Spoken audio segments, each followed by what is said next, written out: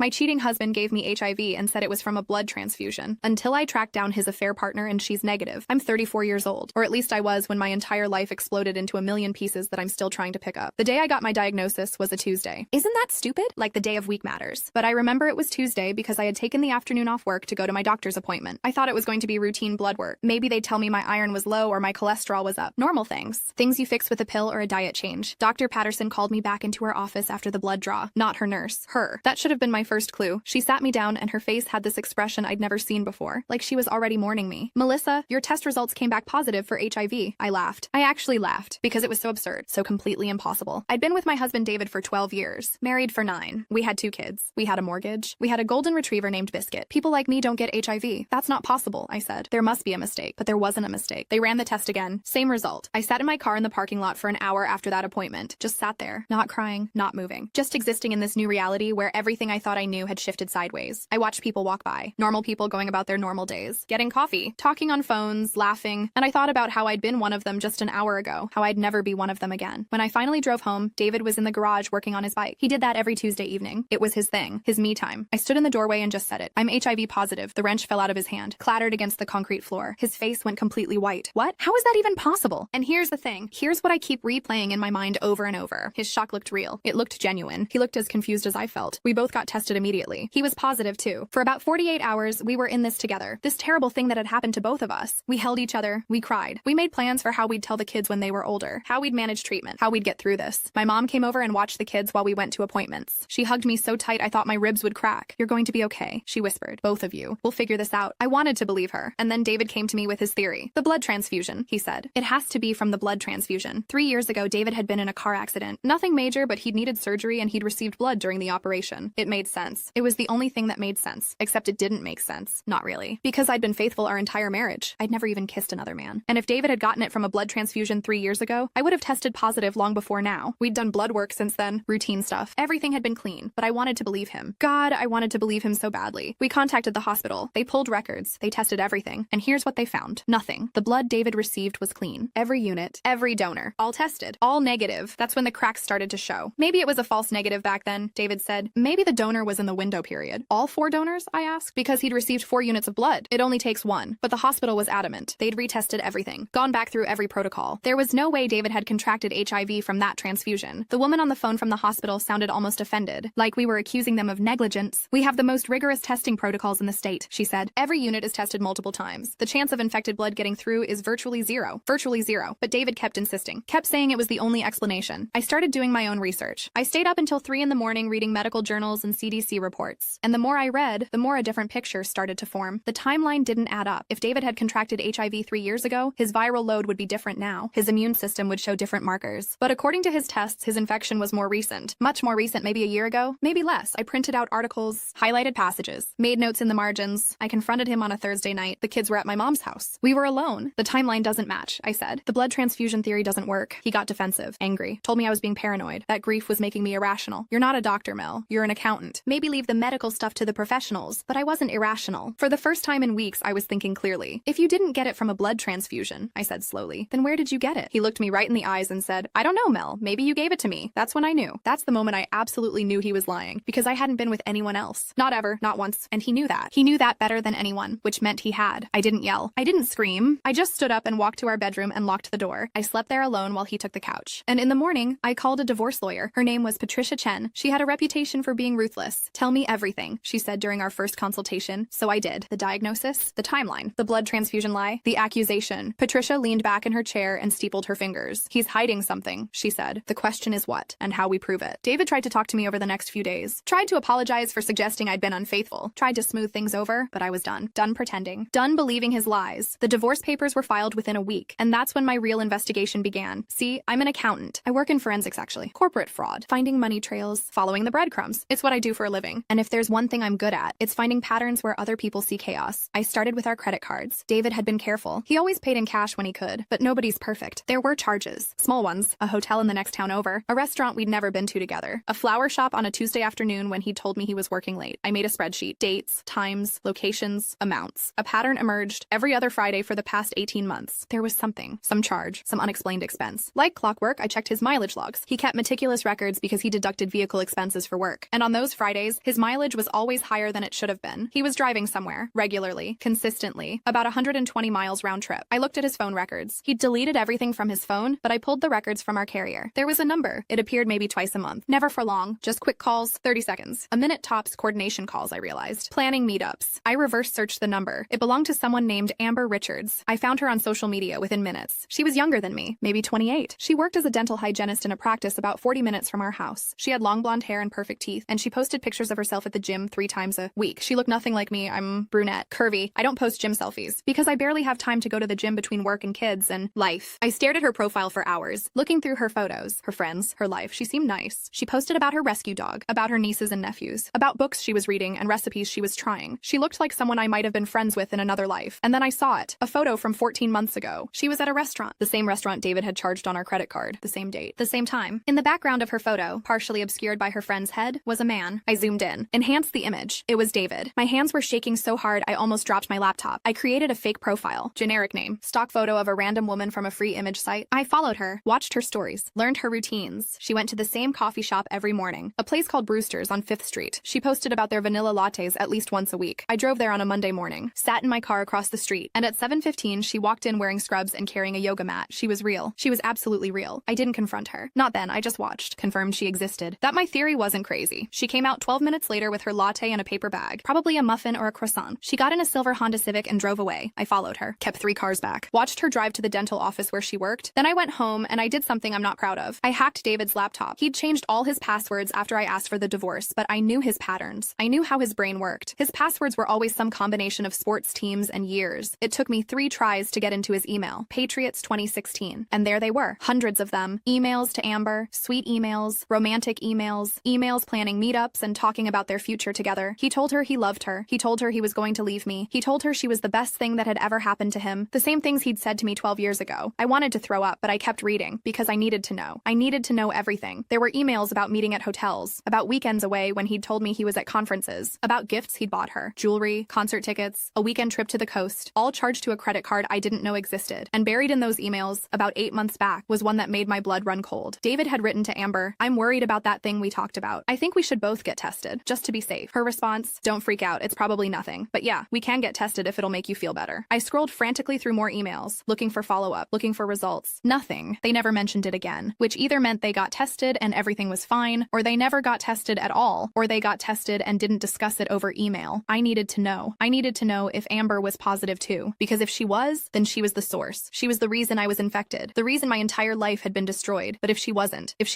then where did David get it? I sat with that question for 3 days, barely ate, barely slept, just turned it over and over in my mind. My best friend Jessica came over, brought soup and bread from the bakery I liked. "You look terrible," she said. "Thanks. I'm serious, Mel. When's the last time you ate?" I couldn't remember. She heated up the soup, made me eat, sat with me while I cried. "I just need to understand," I said. "I need to know how this happened. Maybe understanding won't change anything. It'll change everything." And then I did something crazy. I went to Amber's dental office. I called first, made an appointment for a cleaning under a fake name, Jenny Morrison, paid in cash. They had an opening that same week. When I sat in that chair and Amber leaned over me with her little mirror and scraper, I looked right at her, perfect face, and I said, "Do you know David Hartley?" Her hand froze. The color drained from her cheeks. Who? "David Hartley, my husband, the man you've been sleeping with for the past year and a half." She put her tools down, stepped back. Her voice was barely a whisper. "I didn't know he was married." I laughed. It was bitter and sharp. "Yes, you did. I swear I didn't. He told me he was divorced. He showed me papers. Fake papers."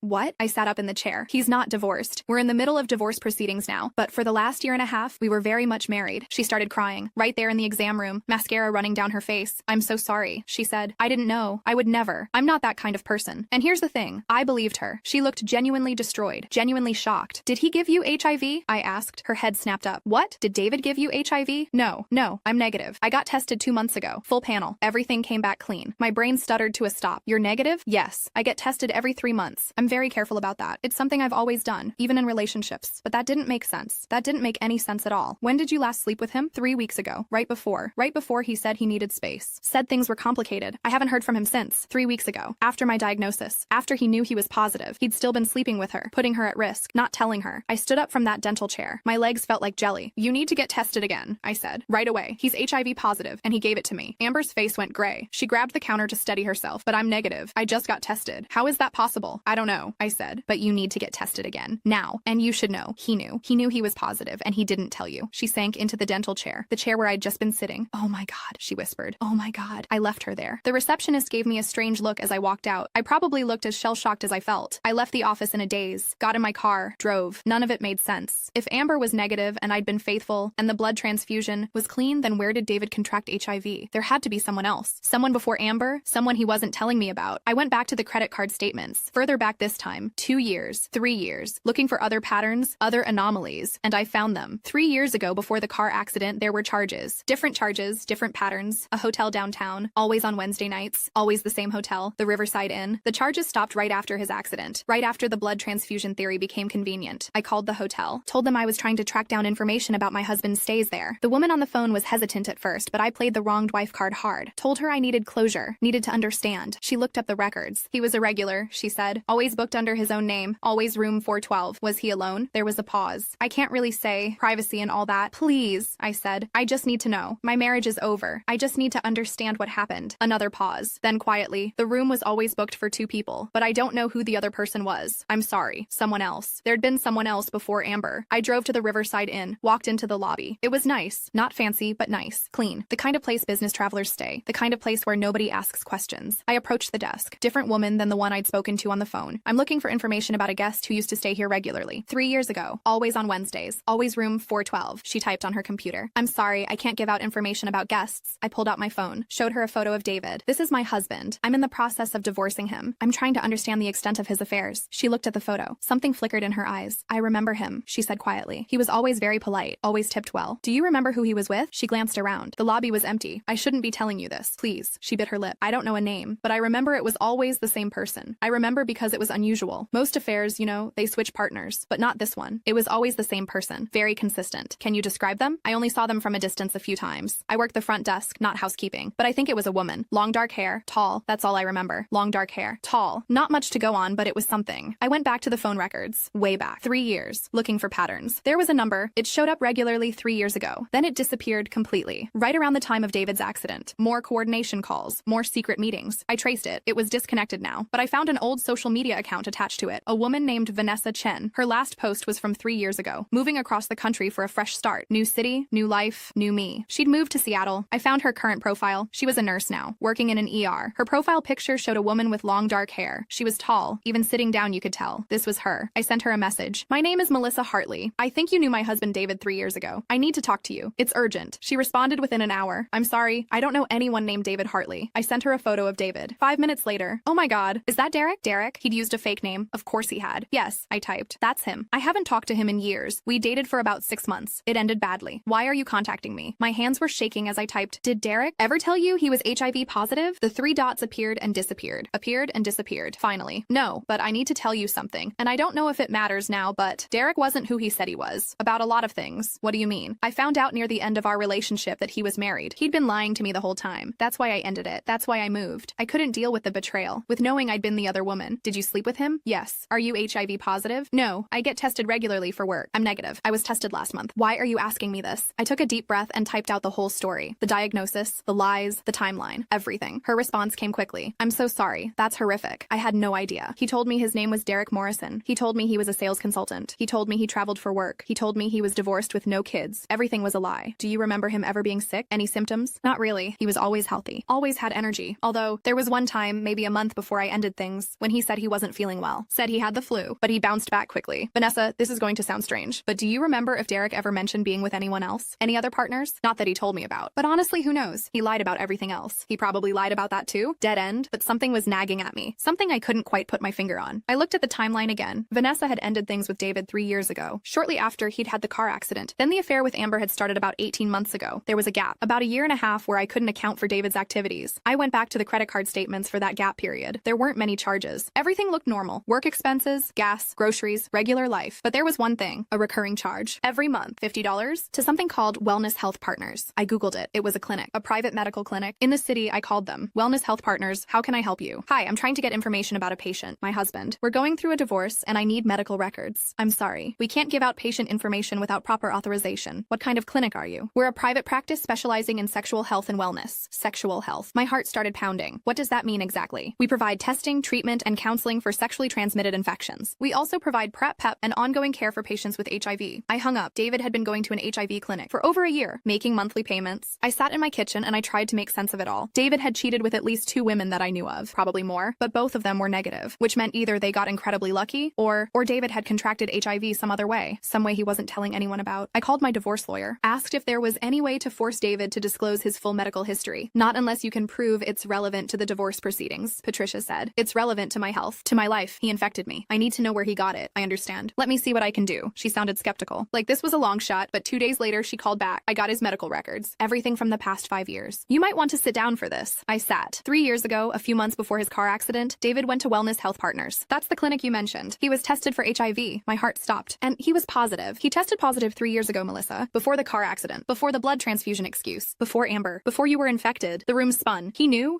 And according to these records, he started antiretroviral treatment immediately. But then he stopped going to that clinic after about 14 months. No follow-up appointments. Nothing. Why would he stop treatment? I don't know. But here's the other thing. That clinic specializes in a very specific demographic. What demographic? My lawyer was quiet for a moment. Then, men who have anonymous encounters with other men. The words hung in the air. I couldn't breathe. David had contracted HIV from a man. Not from Amber, not from Vanessa. From a man he'd met anonymously at a clinic that specialized in that community, and he'd known. He'd known for 3 years that he was positive. And then he'd had that convenient car accident and come up with the blood transfusion story, and he'd infected me. He'd infected me knowing full well where he'd gotten it and choosing to lie. I felt like I was going to be sick. Melissa, are you still there? Yeah, I whispered. I'm here. There's more. According to his records, he was counseled extensively about disclosure, about protecting partners, about treatment adherence. He signed documents acknowledging he understood the risks of stopping treatment. He signed documents saying he would disclose his status to all partners, but he didn't. No, he didn't, and there are notes in his file from his counselor expressing concern about his mental state, about his denial, about his refusal to tell his wife. They knew about me. They knew he was married. They encouraged him multiple times to tell you, to get you tested, to use protection until he was undetectable. But according to the notes, he kept saying he couldn't, that it would destroy his family, so he just destroyed it slowly instead. I'm so sorry, Melissa. I hung up the phone and I just sat there, in my kitchen, in the house David and I had bought together, where we'd raised our kids, where we'd built a life, all of it based on lies. Jessica came over that night. I'd called her crying. She brought wine and Thai food and just sat with me while I fell apart. I don't understand, I kept saying. I don't understand how someone does this. How they look at you every day and lie. How they hold you and lie. How they make love to you and lie. Because he's a coward, Jessica said. Because facing the truth was harder than lying. But he infected me. He knew he was positive and he infected me anyway. I know. How do I explain that to our kids? How do I tell them their father did this? I don't know. But you will. When the time comes, you'll find the words. The next morning, I contacted Amber through social media. A simple message. I found out where David got it. We need to talk. She called me within an hour. Tell me everything, she said. So I did. The clinic, the records, the timeline, the lies. She was quiet for a long time. Then, he told me he'd never been with a man. I asked him once early on. He laughed, said he was as straight as they come. He lied about everything else. Why not that too? I got tested again, she said. Still negative. My doctor said I was incredibly lucky. That I should have been infected given how long we were together and how often we,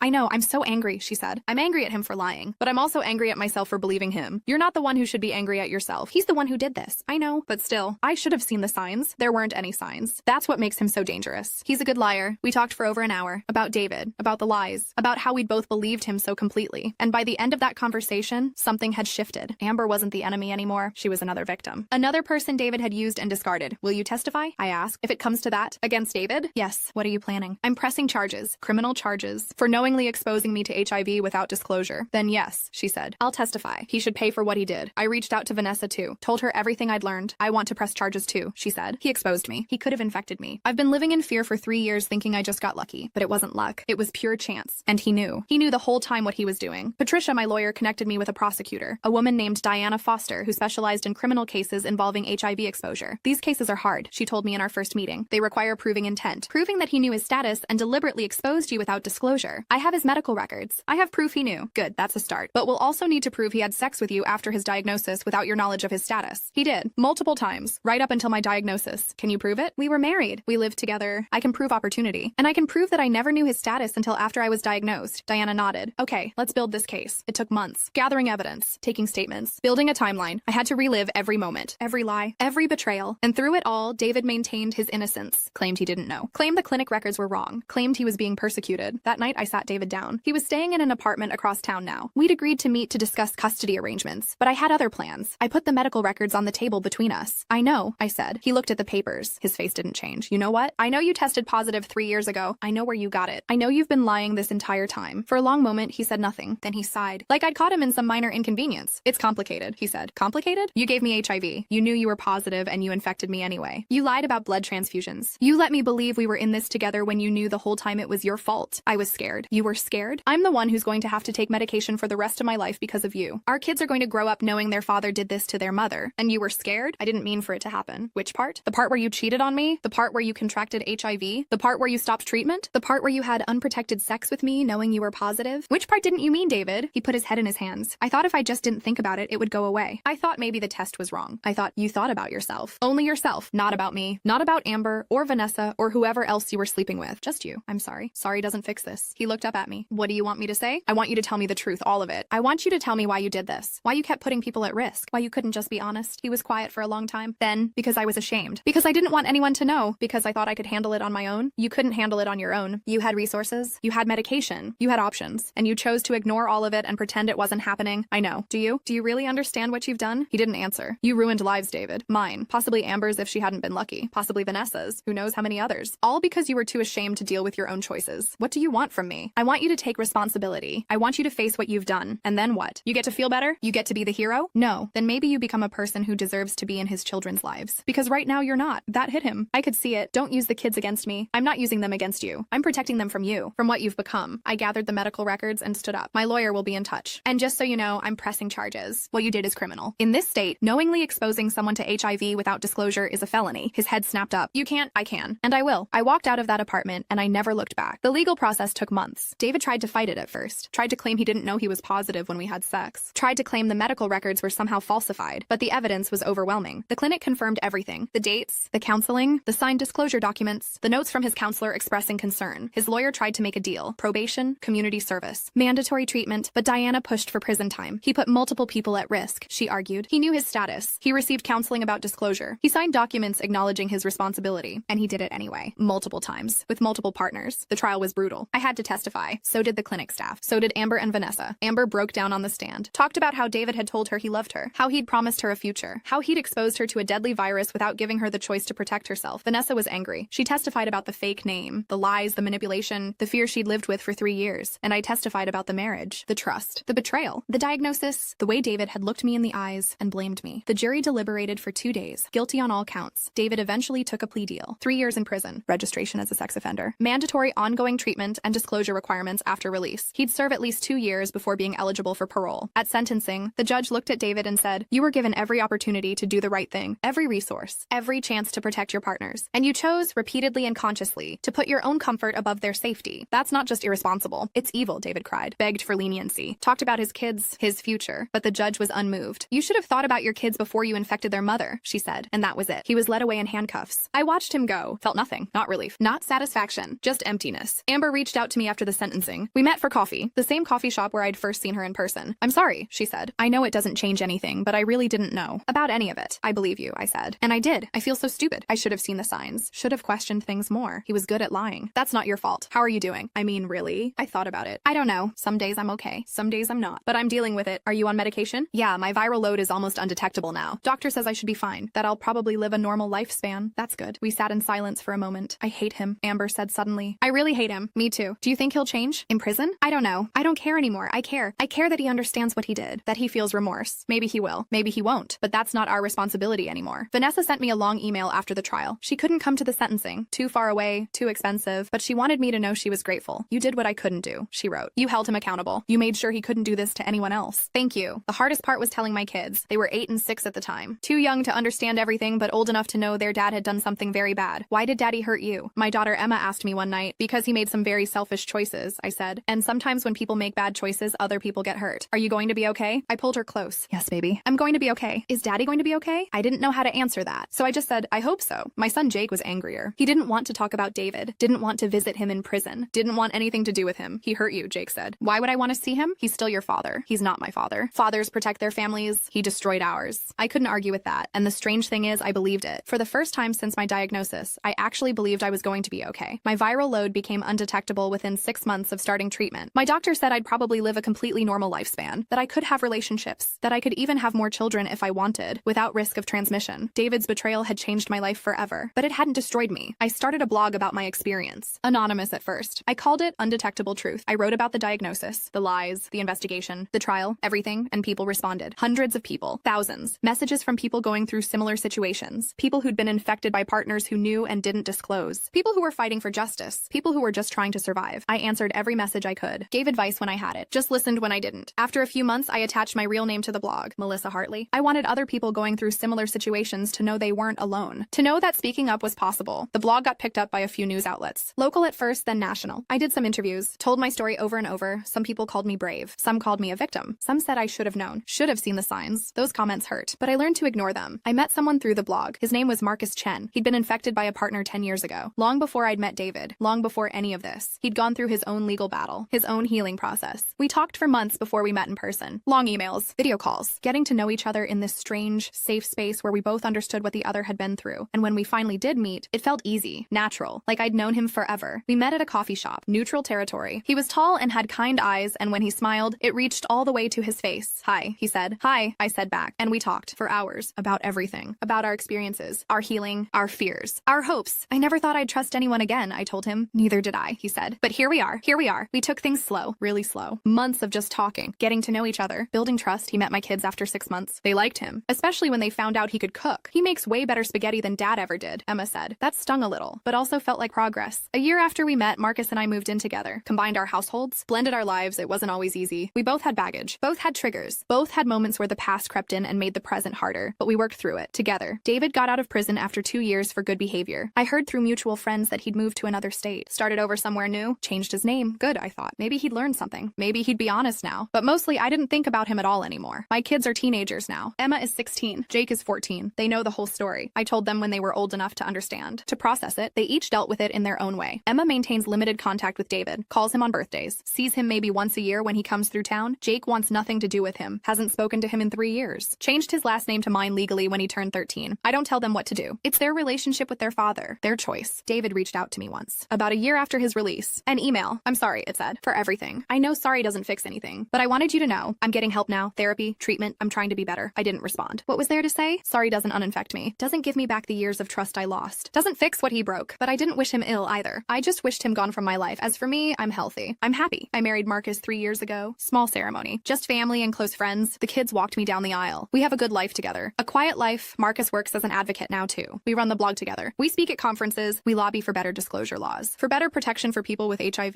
We've helped change laws in 3 states so far. Made it easier to prosecute people who knowingly expose partners without disclosure. Made it harder for people like David to hurt others. It's not much, but it's something. I still get tested regularly. I still take my medication every day. Every single day without fail. My viral load has been undetectable for years now. I'm healthy, strong. I still carry the virus. I'll carry it for the rest of my life, but it doesn't carry me anymore. And sometimes late at night when I can't sleep, I think about that moment in Dr. Patterson's office when she first told me I was positive, how my whole world collapsed in an instant. I think about how I could have given up, how I could have let it break me completely, but I didn't. I fought back. I found the truth. I held David accountable. I built a new life, and in the end, that's the real story. Not the betrayal, not the lies, not even the virus itself. The real story is what came after. It's the rebuilding, the healing, the choice to keep going even when everything felt impossible. The real story is survival, and that's something David can never take away from me. I got a message last month from a woman named Rachel. She'd found my blog. She'd just been diagnosed. Her husband was claiming it was from a blood transfusion. I don't believe him, she wrote, but I don't know how to prove it. I don't know what to do. I feel so lost, so broken. Please help me. I read her message 3 times, felt that familiar ache in my chest, the memory of that feeling, that loss, that betrayal. I wrote back immediately. First, breathe. You're going to get through this. I promise you're going to get through this. I told her to check the credit cards, to pull the phone records, to trust her gut, to get a lawyer, to take care of herself first. You deserve the truth, I wrote, no matter how much it hurts, because you can't heal from something until you understand what really happened. She thanked me, said she'd follow my advice, said she'd keep me updated. I don't know how her story will end. I hope she finds her answers. I hope she finds justice, but mostly I hope she finds herself again on the other side of all this, because that's the hardest part, not the diagnosis, not the betrayal, not even the anger. The hardest part is remembering who you were before it all fell apart, and deciding who you want to be now that you're putting the pieces back together. For me, I wanted to be stronger, braver, more honest than the person who hurt me, and I think I made it. Most days anyway, I still have moments where I'm angry, where I think about everything David stole from me, the future we were supposed to have, the trust, the innocence, the health I took for granted. But then I look at my life now, at Marcus, at my kids, at the community I've built through the blog, at all the people I've helped by sharing my story, and I realize David didn't steal my future. He just changed it, made it different than I planned, harder than I expected, but also stronger, more meaningful, more mine. Last week, I spoke at a conference for HIV advocates. There were maybe 300 people in the room, doctors, lawyers, activists, survivors. I told my story, the whole thing, from diagnosis to investigation to trial to healing, and when I finished, the room was silent, just for a moment. Then someone started clapping, then another person, then the whole room, standing ovation. I stood on that stage and I looked out at all those faces, people who understood, people who'd been through their own versions of what I'd been through, and I felt something I hadn't felt in a long time, Pride. Not pride in what had happened to me, but pride in how I'd handled it, how I'd survived it, how I'd turned it into something that could help others. After the speech, people lined up to talk to me, to thank me, to share their own stories. A young woman, maybe 25, grabbed my hands. My boyfriend did the same thing to me, she said. I thought I was alone. I thought no one would believe me, but your story gave me courage. I'm pressing charges next month. I squeezed her hands back. Good, you deserve justice. I'm scared, I know, but you're stronger than you think, and you're not alone. She hugged me, started crying on my shoulder, and I held her. This stranger, this person I'd never met before, and I thought about how pain connects us, how trauma can be isolating, but sharing it creates community. Marcus was waiting for me after the conference. He'd been in the audience. He always comes to my speeches, says he likes hearing my story, says it reminds him of why we do this work. You were amazing up there, he said. I was just honest. That's what makes it amazing. We went out for dinner that night. Nothing fancy, just a quiet Italian place we like. Good pasta, good wine, good company. Do you ever regret it? Marcus asked. The blog, the speeches, the advocacy, putting yourself out there like that? I thought about it. No, it's hard sometimes, reliving it over and over, but it matters. It helps people. You help people. We help people. He smiled. Together, my phone buzzed. A message from Rachel, the woman who'd reached out last month. I followed your advice. Checked the credit cards, found evidence of an affair, confronted my husband. He finally admitted he'd been lying about the blood transfusion. Said he got it from someone at work. I'm filing for divorce, and I'm pressing charges. Thank you for giving me the strength to do this. I showed Marcus the message. Another one saved, he said. Not saved. Empowered. She saved herself. I just showed her it was possible. Same thing. No, it's not. She did the hard part. She took action. She demanded truth. That takes courage I can't give someone. That has to come from inside. We finished dinner. Walked home through the city streets. It was a nice night. Warm, clear sky. Stars visible despite the light pollution. Do you ever think about him? Marcus asked. David? Sometimes. Not often. And when I do, it's not with anger anymore. It's just sadness. Sadness that he threw everything away. That he hurt so many people. That he couldn't face himself. Do you think he's changed? I don't know. I hope so, for his sake. But it's not my concern anymore. Because you've moved on. Because I've moved on. We got home. Marcus made tea. We sat on the couch. Our couch. In our house. Our life together. My phone buzzed again. Another message from someone who'd heard my speech. Another person reaching out for help. I answered it. Then another. Then another. This was my life now. Advocate, survivor, helper, survivor. Not the life I'd planned. Not the life I'd wanted, but a good life. A meaningful life. And that's a kind of justice all its own. The poetic kind. The kind where the person who tried to destroy you ends up being the catalyst for you becoming someone better than you ever knew. You could be. I didn't plan to become an advocate. Didn't plan to help others going through similar situations. Didn't plan any of this. But life rarely goes according to plan. And sometimes, the unplanned parts turn out to be the most important ones. So when people ask me if I've forgiven David, I tell them the truth. No, I haven't forgiven him. And maybe I never will, but I've moved past him. I've built a life he can't touch. A happiness he can't diminish. And in the end, that matters more than forgiveness ever could. Emma came home from school that day. She's applying to colleges now. Wants to study medicine. Says my story inspired her to want to help people. Mom, can I ask you something? Of course. Do you ever wish it had happened differently? That Dad had just been honest from the start? I thought about it. Really thought about it. Yes and no. Yes, because honesty would have saved us all a lot of pain. Would have given me choices. Would have protected me. But no, because if it had happened differently, I wouldn't be who I am now. I wouldn't be doing this work. I wouldn't have met Marcus. I wouldn't be helping people. So you're glad it happened? No, I'm not glad I was infected. I'm not glad I was betrayed. But I'm proud of who I became because of it. There's a difference. She nodded. Processing. I'm proud of you too, she said quietly. And that